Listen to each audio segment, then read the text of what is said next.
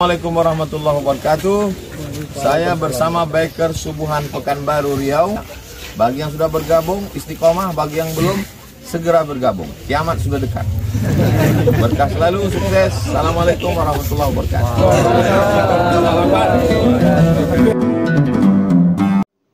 Alhamdulillah ja'alana alladhi ja'alana min sayyidil anam. Alhamdulillah Alhamdulillahilladzi ahyana ba'dama amatana wa ilaihin nusyur.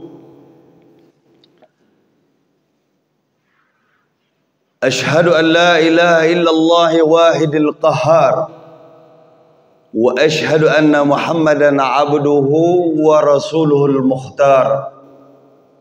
Haitsu qala Allah ta'ala azza wa jalla fi Qur'anil Majid.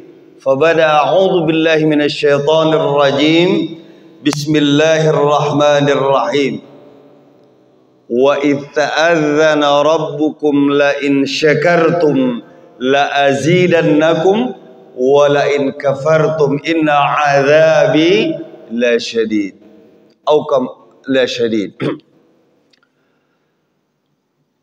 Hadirin wal hadirat jamaah subuh, para alim, para ulama, para cerdik pandai, para tokoh-tokoh masyarakat yang kita semua sama-sama mengharap ridha Allah Subhanahu wa taala. Bersyukur kita kepada Allah dan tidak bosan-bosannya kita untuk bersyukur. Sebagaimana Allah Subhanahu wa taala tidak bosan-bosannya untuk memberikan kepada kita bermacam-macam nikmat. Kenapa seyogianya kita bersyukur? Tadi kita mendengarkan imam kita membaca ayat Al-Quran yang berkenaan dengan syukur. Sabda baginda Nabi sallallahu alaihi wasallam, al-iman nisfani, nisfun ala syukur wa nisfun ala sabar. Iman ini keimanan ini ibarat angka 1. Setengahnya adalah syukur dan setengahnya lagi adalah sabar. Maka saya masih ingat doa dari imam kita tadi, ya Allah jadikan kami ini orang yang bersyukur dan orang yang sabar. Karena syukur dan sabar ini adalah maksud, definisi daripada keimanan. Kita bersyukur kepada Allah Subhanahu wa taala. Ya. Allah Subhanahu wa taala berikan kepada kita nikmat iman. Maka dari awal kita mengatakan segala puji bagi Allah yang telah jadikan kita ini orang beriman. Bukan hanya beriman saja, orang Islam. Maka sama-sama kita mengucapkan alhamdulillahilladzi alhamdulillah ala ni'matil iman wal Islam. Sama-sama para bapak dan ibu-ibu jamaah subuh yang mulia, alhamdulillah, kita ucapkan alhamdulillah ala ni'matil iman wal Islam. Kenapa begitu besarnya nilainya di sisi Allah orang yang beriman ini? Satu orang yang beriman yang ada di atas permukaan dunia ini, nilainya di sisi Allah Subhanahu wa taala lebih baik daripada seluruh orang kafir yang ada di atas permukaan dunia ini. Maka kita bersyukur kepada Allah. Allah jadikan kita orang beriman. Dan yang kedua, Allah jadikan kita ini orang Islam. Jamaah subuh yang sama-sama mengharap ridha Allah. Kenapa kita ini bersyukur? Allah jadikan kita ini orang Islam. Maka pada pagi hari ini ada 5 unsur daripada Islam ini. Pertama adalah iman, yaitu iman. imaniyat. Yang kedua adalah ibadah. Mana saja unsur Islam. Yang ketiga adalah muamalat. Muamalah. Yang keempat adalah muasyarah. Yang kelima adalah akhlak. Yang saya titik beratkan pada pagi yang mulia ini yaitu judul ceramah kita pada pagi hari ini yaitu hubungan interaksi sosial antara manusia yang menghasilkan pamrih. Ini kalau dalam bahasa agamanya 5 unsur agama tadi adalah muamalat. Ya. Apa itu muamalat para bapak-bapak dan ibu-ibu? Muamalat adalah hubungan interaksi sosial antara manusia yang menghasilkan pamrih. Itu namanya muamalat.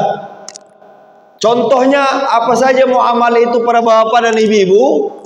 Seperti kita ini berdagang, kerja di perkantoran, guru, dan pegawai negeri. Ini namanya babnya muamalat. Ini bagian daripada Islam. Ini dia. Para bapak dan ibu-ibu yang rahmati Allah Subhanahu wa taala. Ada 5 unsur agama tadi, Islam tadi adalah pertama iman, yang kedua adalah ibadat, yang ketiga muamalat, yang keempat muasyarat, yang kelima akhlak. Yang patut kita kaji hari ini, kalau keimanan semua kita sering mendengarkan ceramah. Sekarang saya tanya bapak-bapak, sering mendengarkan ceramah. Ceramah itu apa? Ada bapak-bapak yang kenal dengan ceramah. Ini orang Indonesia nih Pak suka singkatan, ya. Kadang-kadang ceramah. Ada lagi namanya hukum karma. Wah, mungkin bapak-bapak yang kuliah sarjana hukum nggak pernah mendengar itu membahas tentang perkara hukum karma gitu ya. Karena orang Indonesia ini suka singkatan. Ceramah itu sebenarnya singkatan para bapak dan ibu-ibu. Ceramah itu adalah cerita agama. Apa ceramah? Cerita agama. Maka agama itu perlu gak diceritakan? Perlu. Yang kedua tadi ada lagi hukum karma katanya. Ini kita suka mengatakan hukum karma. Karma ini singkatan juga. Apa singkatan karma ini? Karya manusia. Cipta karya. Ini jalan cipta karya ya. Karya manusia. Kalau karya kita baik, positif, hasilnya playbacknya kepada diri kita positif. Kalau karya kita negatif, playbacknya kepada kita, kembalinya kepada kita negatif. Jazaul ihsan illal ihsan. Ini karma namanya. Mustahil kalau kita nanam padi tumbuh tomat. Kalau kita nanam padi pasti tumbuh padi. Udah paham sekarang hukum karma? Karma adalah karya manusia. Kalau karya kita baik, maka hasilnya kepada diri kita akan baik. Karya kita nggak baik, negatif, maka hasilnya pun juga negatif. Para bapak dan ibu-ibu. Dan ada lagi nih kadang-kadang kita nggak paham juga ini. Kita ini lambang negara Indonesia adalah Garuda. Iya Pak ya? Wah, Garuda itu apa? Simbol. Garuda itu singkatan juga para bapak dan ibu-ibu. Ada yang tahu bapak-bapak? Garuda adalah gabungan rupa-rupa daerah. Dari mana? Dari Sabang sampai Merauke. Carilah sampai mati pun burung Garuda akan dapat. Apalagi sayapnya berapa? 17. Kemudian jumlah apanya lagi? Mana itu simbol Pak? Udah paham sekarang Garuda Pak? Karena orang Indonesia ini suka singkatan. Iya kan? Garuda, gabungan rupa-rupa daerah dari Sabang sampai Merauke. Bapak dan ibu-ibu yang rahmati Allah Subhanahu wa taala. Maka penting kita bahas tentang 5 unsur tadi, yang judul yang kita berikan yaitu hubungan interaksi sosial antara manusia yang menghasilkan pamrih. Contohnya, kita guru Pak, menghasilkan pamrih, tidak dapat gaji setiap bulan. Kita pedagang, itu juga muamalat namanya, yang menghasilkan duit, pamrih. Ini namanya muamalat. Kita juga memberikan pembelajaran apa saja, ya, umpamanya praktek, umpamanya bekam dan lain sebagainya, dan lain-lain sebagai yang menghasilkan pamrih. Pokoknya itu namanya muamalat. Ini kalau kita berbicara bab muamalat ini, betapa banyak oleh Allah campakkan manusia ini ke dalam nerakanya Allah karena muamalatnya nggak benar. Dan bahkan Pak, ada orang yang bertanya kepada saya, Ustaz, kok saya ini gaji saya sebulan 10 juta kok nggak cukup? Ada teman saya gajinya satu hari aja 50.000 kok cukup? Permasalahannya berkah atau tidak berkah. Umpamanya kita seorang guru yang menghasilkan pamrih nih, ya, kita digaji setiap bulan, Pak. Kemudian kita datang ke sekolah, ares-aresan, malas-malasan, ya. Kemudian kita juga kadang-kadang cuti seenaknya kita, malas kadang. Maka hasil dari pamrih daripada usaha kita tadi akan menjadi subhat, Pak, bahkan mendekati kepada haram. Ini kita perhatikan, Pak. Yang ini banyak sekali, kadang-kadang kita di perkantoran malas-malas, Pak. Ini juga menyebabkan berkah atau tidak berkahnya daripada gaji kita. Masya Allah. Bahkan ini ada suatu cerita, seseorang datang kepada Pak Kiai, saya ini gaji saya 10 juta tapi nggak cukup juga. Maka diperintahkan oleh Pak Kiai ini untuk bersedekah. Sedekahkan daripada 10 juta tadi 1 juta. Wah. Kemudian bulan yang kedua datang lagi kepada Pak Kiai, Pak Ustadz, ini belum juga cukup ini. Maka diperintahkan oleh Pak Kiai tadi, sedekah lagi. Maka bulan yang kedua sedekah lagi 1 juta, berarti tinggal lagi 8 juta, Pak. Masya Allah. Kemudian bulan yang ketiga datang lagi kepada Pak Kiai, belum juga cukup. Oke, sedekah lagi, tambah sedekah lagi 1 juta. Tinggal berapa gajinya, Pak? 7 juta. Alhamdulillah, setelah gajinya 7 juta, sudah disedekahkan tadi 3 juta. Alhamdulillah cukup. Bahkan bukan hanya sekedar cukup saja, bisa mencelengkan datu, memasukkan uangnya ke celengan. Masya Allah, berkah. Maka apa kata Pak Kiai ini kepada pegawai tadi, mungkin dia guru, mungkin dia pegawai negeri dan lain sebagainya, sebenarnya kapasitas kerja kamu ini adalah 7 juta, bukan 10 juta. Sebab apa? Mungkin kita ares-aresan, malas-malasan masuk ke kantor, ya. Kadang kita tidak tepat pada waktunya, padahal kita makan gaji. Nah, inilah yang dinamakan muamalat. Maka di Indonesia ini ada namanya bank muamalat. Apa itu singkat definisi daripada muamalat? Interaksi sosial antara manusia yang menghasilkan pamrih atau gaji. Maka ini namanya muamalat. Mulai sekarang para bapak dan ibu-ibu, kita cek and recheck muamalat kita.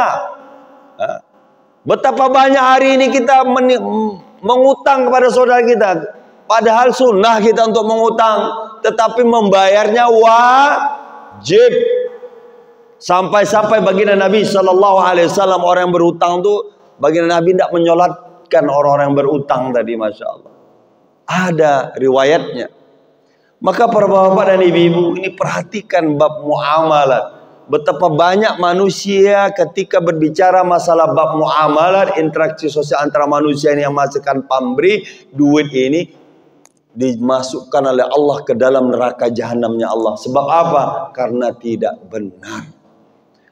Bapak-bapak dan ibu-ibu yang dirahmati Allah Subhanahu wa taala, ada lagi hubungan interaksi manusia antara manusia yang tidak menghasilkan pamrih, namanya muasyarat. Hubungan antara manusia yang tidak menghasilkan pamrih adalah muasyarah. Ini perhatikan Bapak, kita bertetangga, kita perhatikan, bertetangga kita perhatikan, Masya Allah. Kita di perumahan Pak, Masya Allah, tetangga sebelah kanan, jiran sebelah kiri, kanan kita saja udah 1 tahun pun kita nggak kenal. Berarti kita ini kurang bersilaturahmi dengan tetangga ini. Maka bab muasyarat ini diperhatikan Pak. Karena pertama kali yang melihat kita kalau kita meninggal, jiran kita, tetangga kita Pak. Masya Allah, bukan kakak kandung kita yang ada di Kalimantan sana, adik kita yang ada di Jakarta sana Pak. Yang pertama kali yang memperhatikan kita tetangga kita. Maka kita perhatikan ini, yaitu muasyarat kita, terutama antara suami, muasyarat kita antara suami dan istri. Karena sabda baginda Nabi sallallahu alaihi wasallam, khiyarukum linisaikum. Sebaik-baik kamu adalah yang paling baik kepada istrinya. Ini diperhatikan, mudah-mudahan jamaah Masjid Nurul Jannah ya Pak ya. Cahaya surga ini mudah-mudahan ini ahli surga semua nih Pak. Mudah-mudahan orang yang duduk di majma' ini adalah orang yang beriman. Itu udah janji Allah. Innama ya'muru masajidallah man amana billah. Sesungguhnya orang-orang yang memakmurkan masjid Allah adalah orang yang beriman. Mafhumul mukhalafahnya Pak, kalau orang yang tidak mau memakmurkan masjid, berarti dia tidak mau beriman. Ini mafhum mukhalafahnya Pak. Ini janji Allah kok. Setiap masjid biasanya ada innama ya'muru masajidallah man amana billah. Sesungguhnya orang yang memakmurkan masjid Allah ini adalah orang yang beriman. Masya Allah. Bapak dan ibu-ibu, ini penting sekali kita berbicara muamalah tadi, hubungan interaksi sosial antara manusia yang tidak menghasilkan pamrih.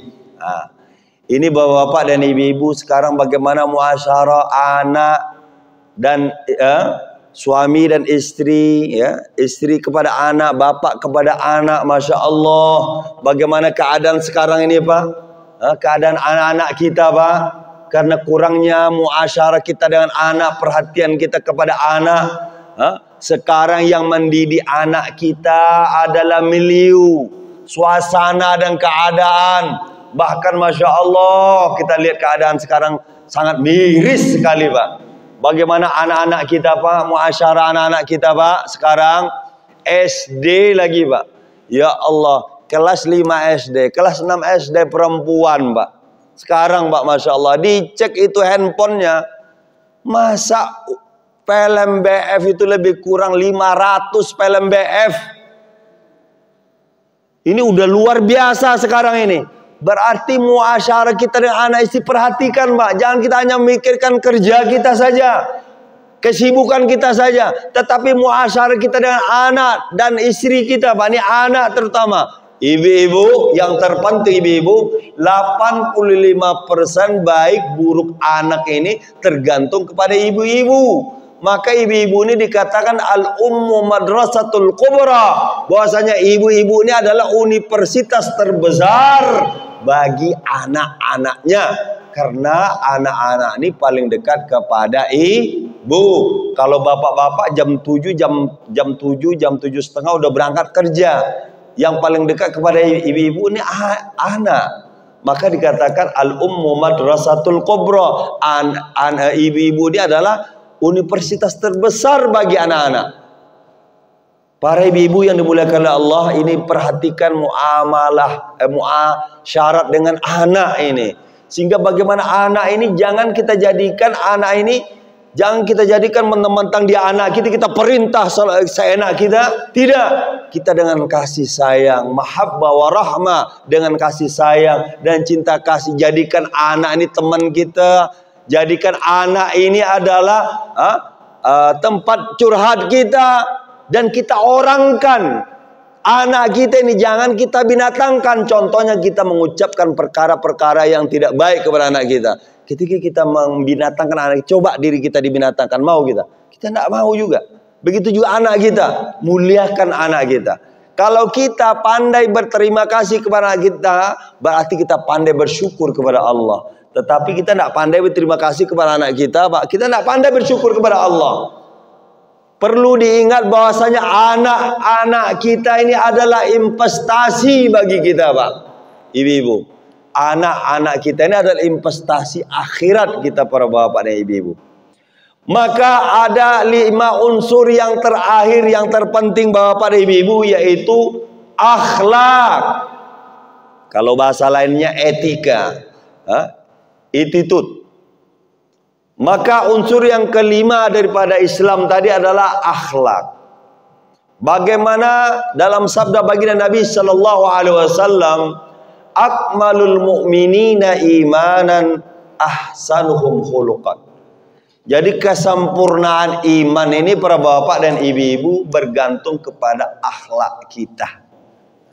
Kalau akhlak kita ini baik, etika kita, budi pekerti kita ini baik, bertanda orang itu mendekatkan dirinya kepada kesempurnaan iman. Sabda baginda Nabi sallallahu alaihi wasallam, akmalul mu'minina imanan ahsanuhum khuluqan. Maka kesempurnaan iman itu ketika akhlak kita ini sempurna. Ketika akhlak kita ini baik. Akhlak ini ada 3 para bapak dan ibu-ibu. Pertama akhlakul hasanah, akhlakul karimah, akhlakul azimah. Akhlak hasanah bagaimana ini? Kalau bapak-bapak memberi satu, orang memberi kepada bapak satu, bapak berikan satu, itu namanya akhlakul hasanah. Ketika bapak diberi satu oleh orang lain, kemudian bapak berikan 2, lebih tinggi lagi akhlaknya. Ini namanya akhlakul karimah. Kemudian akhlakul azimah bagaimana, Ustaz? Ketika orang lain berbuat jelek, jahat kepada kita, kita berbuat baik kepada mereka. Jangan kita ganti dengan kejelekan juga. Inilah akhlak contoh yang berikan oleh baginda Rasulullah, yang mana Allah puji dalam Al-Quran, innaka la'ala khuluqin azim. Maka firman Allah dalam Al-Quran, innaka, sesungguhnya engkau wahai Muhammad, la'ala khuluqin azim. Bahasa akhlak baginda Nabi sallallahu alaihi wasallam yaitu akhlakul azimah, akhlak yang mulia dan yang agung. Ketika orang berbuat jahat kepada kita, jangan kita balas dengan kejahatan, tetapi kita balas dengan kebaikan. Mudah-mudahan para bapak dan ibu-ibu yang dimuliakan Allah Subhanahu wa taala, Allah berikan kepada kita kepahaman tentang Islam. Ada 5 unsur daripada Islam tadi. Pertama yaitu iman, yang kedua ibadat. Kalau kita ibadat semua kita paham Bapak, ibadah, salat, kemudian puasa, sedekah, haji, umrah, ini bagian daripada ibadah. Muamalat, muasyarat, kemudian akhlak. Kita kembali lagi para bapak dan ibu yang dirahmati Allah Subhanahu wa taala. Kenapa iman? Kita berbicara perkara iman ini karena awal yang paling wajib. Maka para sahabat dahulu, mereka ini sebagai contoh para bapak dan ibu. Kami, kata para sahabat, nahnul qaum, kata para sahabat, kami belajar keimanan, belajar ma'rifatullah, baru kami belajar Al-Quran. Bukan belajar syariat dulu para sahabat, tetapi belajar yakin, belajar iman dahulu para sahabat.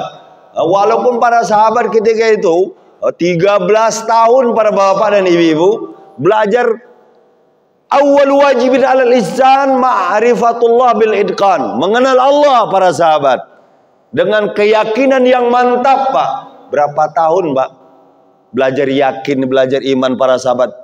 13 tahun di Prode Mekah, Pak.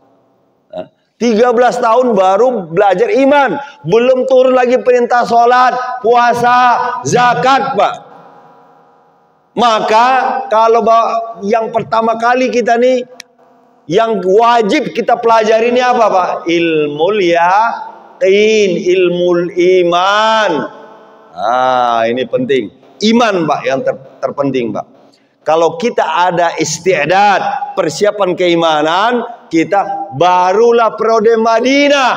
Mudah kita untuk melaksanakan mana-mana perintah Allah. Hari ini kita kenapa tidak mampu, Pak, melaksanakan macam-macam mana-mana perintah Allah? Karena iman kita ini belum begitu kuat, belum begitu mantap, belum begitu mempunyai yakin yang bil itqan.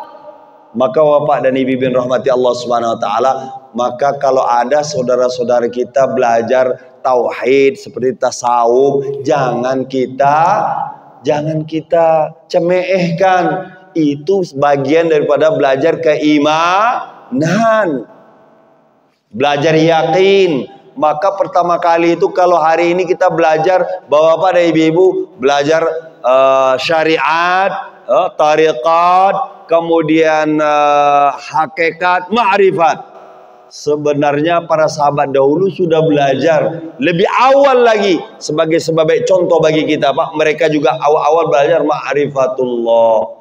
Jangan kita mencemehkan saudara-saudara kita, sahabat kita yang belajar tasawuf. Jangan kita meremehkan. Itu diantara mereka itu adalah menggali keilmuan tentang ma'rifatullah. Begitu juga kita ke tanah suci, Bapak-bapak.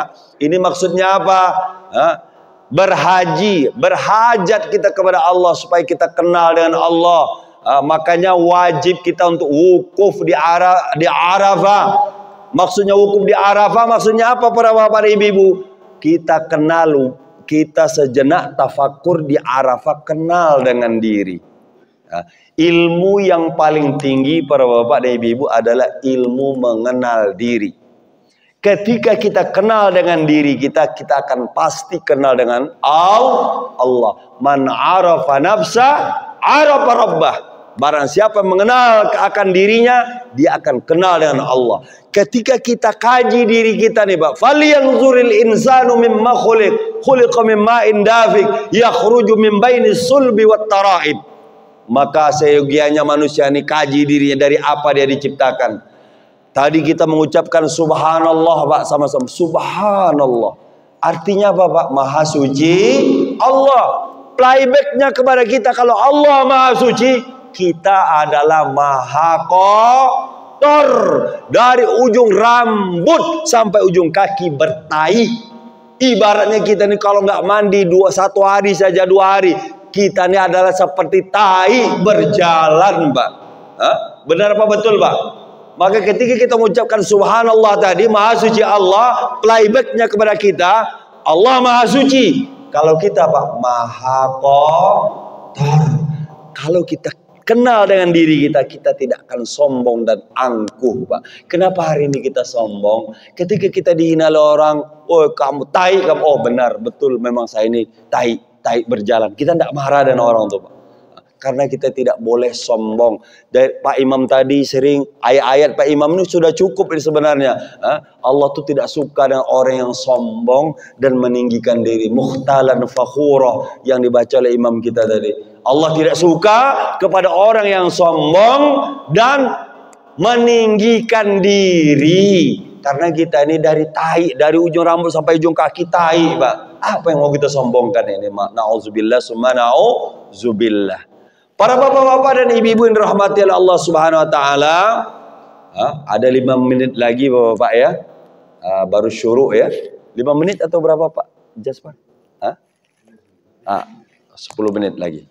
Bapak dan ibu-ibu rahmati Allah Subhanahu wa taala. Maka kenapa ketika kita mengucap tadi kita ulangi lagi Pak, Subhanallah, maha suci Allah. Kemudian playbacknya kepada diri kita, kembalikan kepada diri kita. Kita ini maha apa Pak? Maha kotor. Dari ujung rambut sampai ujung kaki kita ini betai. Apa yang mau kita sombongkan? Rambut betai, kepala betai, mata, mulut dan lain sebagainya. Badan kita betai. Apa yang mau kita sombongkan? Sehingga nanti kalau dihina orang kita jangan marah. Kalau orang menghina kita gimana Pak? Kalau orang menghina kita, Tuhan janganlah menghina orang yang telah hina, karena kita sudah hina. Kalau ada orang mengambing hitamkan kita, janganlah menghitamkan kambing yang telah kita udah hitam juga dengan kemaksiatan dan dosa, begitu.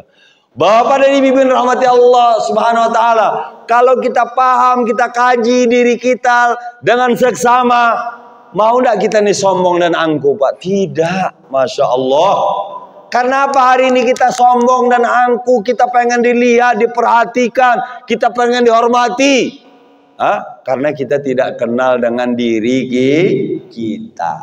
Marilah sama-sama kita mengenal diri kita. Ternyata ilmu yang paling tinggi adalah ilmu mengenal diri. Hari ini karena kita tidak kenal dengan diri kita, bahkan sampai-sampai kita tidak kenal dengan Allah. Ketika kita tidak kenal Allah, macam mana kita mau bersyukur? Bagaimana kita mau berterima kasih? Jangankan bersyukur Pak. Tanda-tanda orang bersyukur itu apa Pak?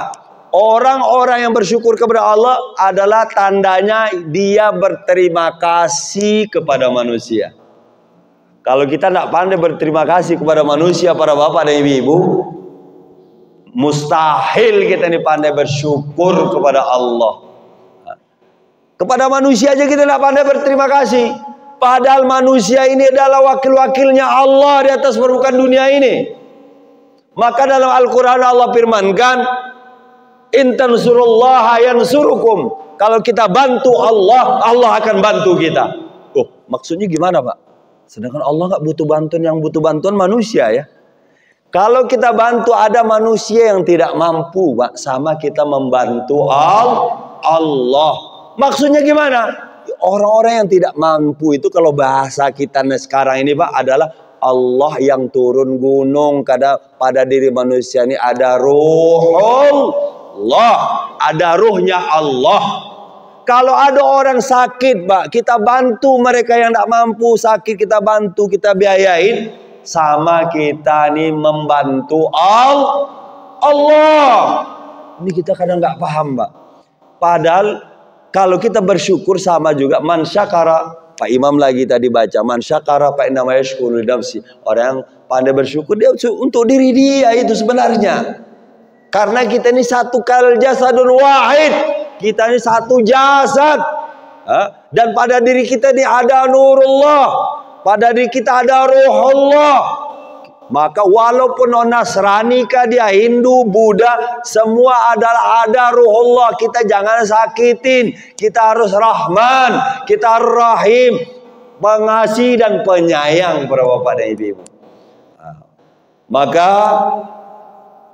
penting saya ingatkan lagi bapak dan ibu, ya, ilmu yang paling tinggi tadi apa? Ilmu mengenal diri. Karena ini perintah Allah, falyanzuril insan. Seyogianya manusia mengkaji, membaca, melihat dirinya. Dari apa dia diciptakan? Coba dari ujung rambut sampai ujung kaki. Wah, Masya Allah. Kita akan bersyukur kepada Allah, bertambah syukur kepada Allah. Coba belajar syukur tuh Pak. Ya Allah, Alhamdulillah Pak. Alhamdulillah ya Allah. Pernah enggak kita nih ngomong sendiri di kaca gitu ya? Alhamdulillah ya Allah, Engkau beri saya rambut ya Allah, Engkau beli juga rambut ini bulu mata. Kalau bulu mata enggak panjang-panjang, rambut panjang, setiap bulan kita motong rambut ya Pak ya. Masya Allah, terima kasih Allah. Pernah enggak bersyukur Pak? Allah beri rambut kita Pak. Alhamdulillah Engkau beri hamba mata ya Allah. Terima kasih ya Allah. Kami bersyukur ya Allah saya bisa melihat yang banyak orang yang tidak bisa melihat. Apalagi kalau gulanya tinggi udah tidak bisa lagi melihat. Masya Allah. Kabur penglihatannya. Kita bersyukur kepada Allah. Coba mulai hari ini tidak ada kata terlambat. Mulai hari ini kita kaji diri kita sehingga tambah syukur kita kepada Allah Subhanahu Wa Taala. Para bapak-bapak dan ibu-ibu jamaah subuh Masjid Nurul Jannah yang sama-sama mengharap ridha Allah. Mudah-mudahan apa yang kita perdengarkan daripada kalamullah dan sabda Rasulullah sallallahu alaihi wasallam ini, mudah-mudahan Allah SWT beri taufik kekuatan kita untuk bisa mengamalkan. Setelah kita amalkan, kita sampaikan kepada yang tidak hadir, kepada anak kita, kepada istri kita, kepada tetangga kita, kepada saudara kita. Usikum wa iyaya nafsi bitaqallah faqad fazal muttaqun. Mudah-mudahan Allah Subhanahu Wa Taala jadikan kita senantiasa orang-orang yang bersyukur kepada Allah, orang-orang yang sabar kepada Allah, sehingga syukur dan sabar wujud dalam hati sanubari kita, sehingga inilah keimanan yang sempurna yang ada pada diri kita. Assalamualaikum warahmatullahi wabarakatuh.